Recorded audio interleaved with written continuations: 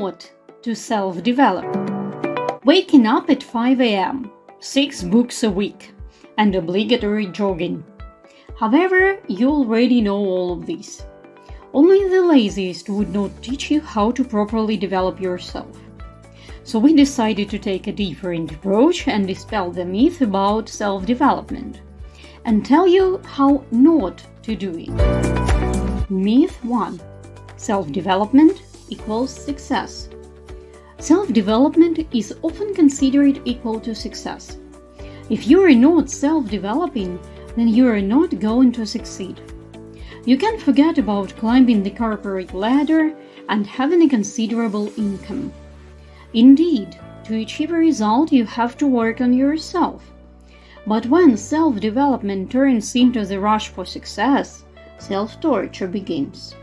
Books, learning something new, sport, it all becomes means of torture.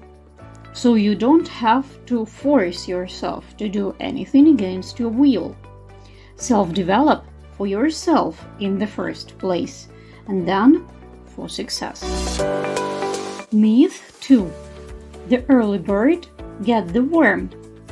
To manage more, to squeeze the maximum out of yourself, get up early. All successful people wake up no later than 5 a.m. Notorious phrases. Well, what remains for the owls in a world where the cult of early riser prevails? We hasten to encourage you. Survival is possible. It is enough to follow your biological rhythm. Winston Churchill, for example, did not wake up until 7:30, 8 a.m.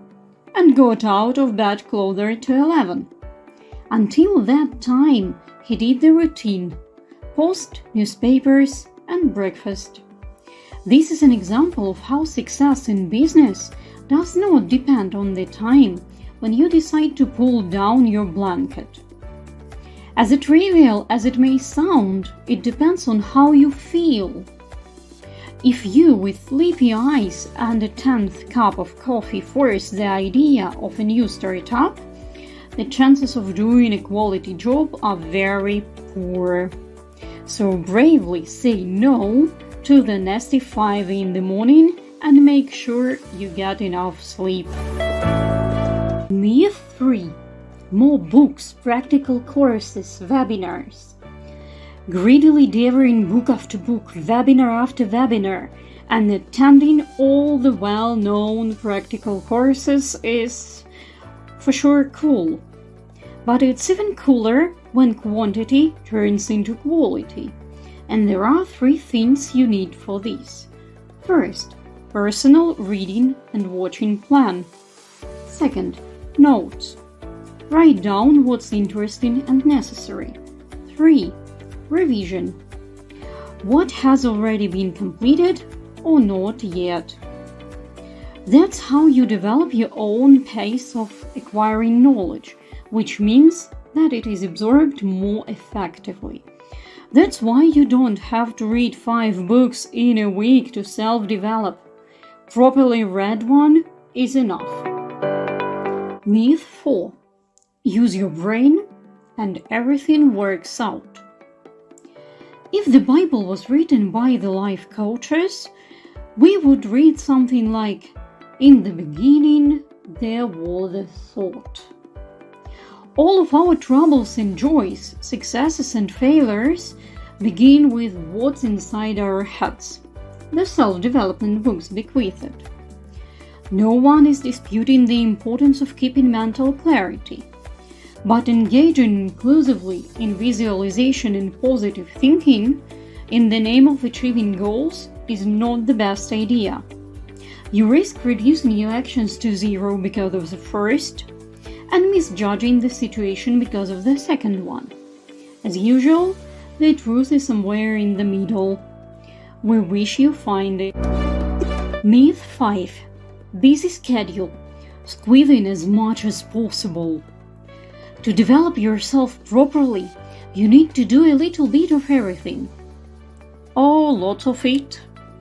And that is how you come up with a plan for the day, such as Read 100 pages, learn 50 words in a foreign language, try out a Yurii site, embroider with moulinet, attend an exhibition, listen to a lecture on the third world crisis. As usual, we don't have time to do everything we planned. To say nothing of resting, eating, and breathing in peace. This leads to guilt, unproductivity, and uselessness. But you don't really have to manage everything. Try to listen to yourself and figure out what exactly you want to be engaged in. Desire is the main factor of productivity. Want more interesting videos? Then support us with your activity. Please like this video, comment below, hit the subscribe button, and do not forget to click on the bell icon and share the video with your friends.